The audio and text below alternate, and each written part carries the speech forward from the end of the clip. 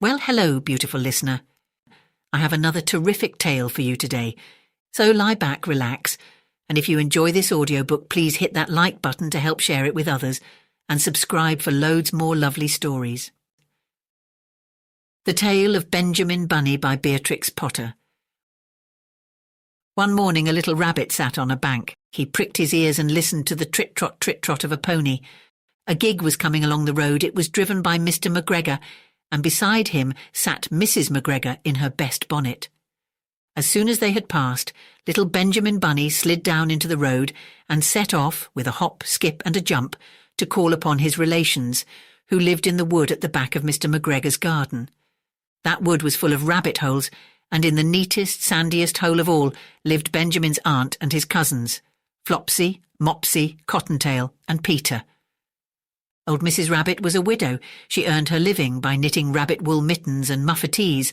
I once bought a pair at a bazaar. She also sold herbs and rosemary tea and rabbit tobacco, which is what we call lavender. Little Benjamin did not very much want to see his aunt.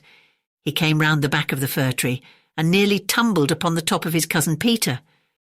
Peter was sitting by himself.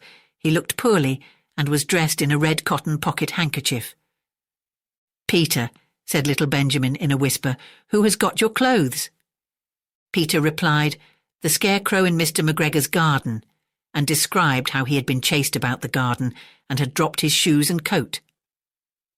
Little Benjamin sat down beside his cousin and assured him that Mr. McGregor had gone out in a gig, and Mrs. McGregor also, and certainly for the day because she was wearing her best bonnet. Peter said he hoped that it would rain.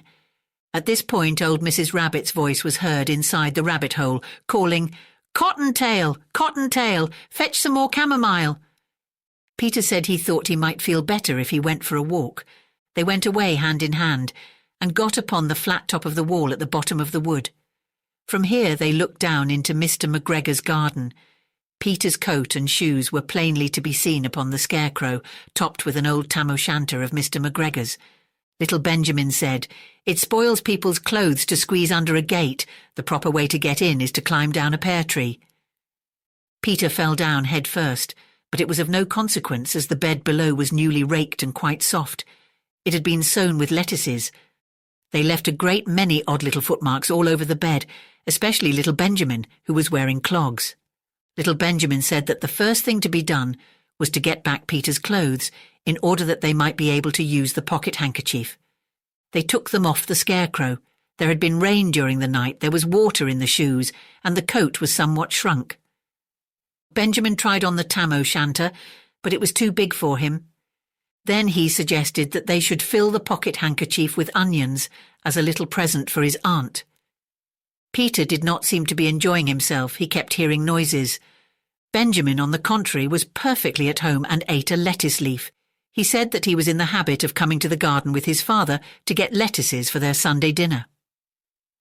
The name of little Benjamin's papa was old Mr. Benjamin Bunny. The lettuces certainly were very fine. Peter did not eat anything. He said he should like to go home. Presently he dropped half the onions. Little Benjamin said that it was not possible to get back up the pear tree with a load of vegetables. He led the way boldly towards the other end of the garden. They went along a little walk on planks under a sunny red brick wall. The mice sat on their doorsteps cracking cherry stones. They winked at Peter Rabbit and little Benjamin Bunny. Presently Peter let the pocket handkerchief go again. They got amongst flower pots and frames and tubs. Peter heard noises worse than ever. His eyes were as big as lollipops. He was a step or two in front of his cousin when he suddenly stopped. "This is what those little rabbits saw round that corner."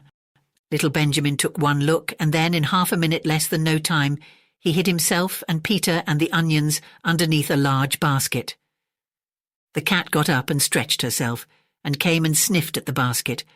Perhaps she liked the smell of onions. Anyway, she sat down upon the top of the basket. She sat there for 5 hours. I cannot draw you a picture of Peter and Benjamin underneath the basket, because it was quite dark, and because the smell of onions was fearful. It made Peter Rabbit and little Benjamin cry. The sun got round behind the wood, and it was quite late in the afternoon, but still the cat sat upon the basket. At length there was a pitter-patter, and some bits of mortar fell from the wall above. The cat looked up and saw old Mr. Benjamin Bunny prancing along the top of the wall of the upper terrace. He was smoking a pipe of rabbit tobacco and had a little switch in his hand. He was looking for his son. Old Mr. Bunny had no opinion whatever of cats. He took a tremendous jump off the top of the wall onto the top of the cat and cuffed it off the basket and kicked it into the greenhouse, scratching off a handful of fur. The cat was too much surprised to scratch back. When old Mr. Bunny had driven the cat into the greenhouse, he locked the door. Then he came back to the basket and took out his son Benjamin by the ears and whipped him with the little switch. Then he took out his nephew Peter. Then he took out the handkerchief of onions and marched out of the garden. When Mr. McGregor returned about half an hour later, he observed several things which perplexed him. It looked as though some person had been walking all over the garden in a pair of clogs, only the footmarks were too ridiculously little. Also, he could not understand how the cat could have managed to shut herself up inside the greenhouse, locking the door upon the outside. When Peter got home, his mother forgave him because she was so glad to see that he had found his shoes and coat. Cottontail and Peter folded up the pocket handkerchief, and old Mrs. Rabbit strung up the onions and hung them from the kitchen ceiling with the bunches of herbs and the rabbit tobacco. The end. Thank you for listening.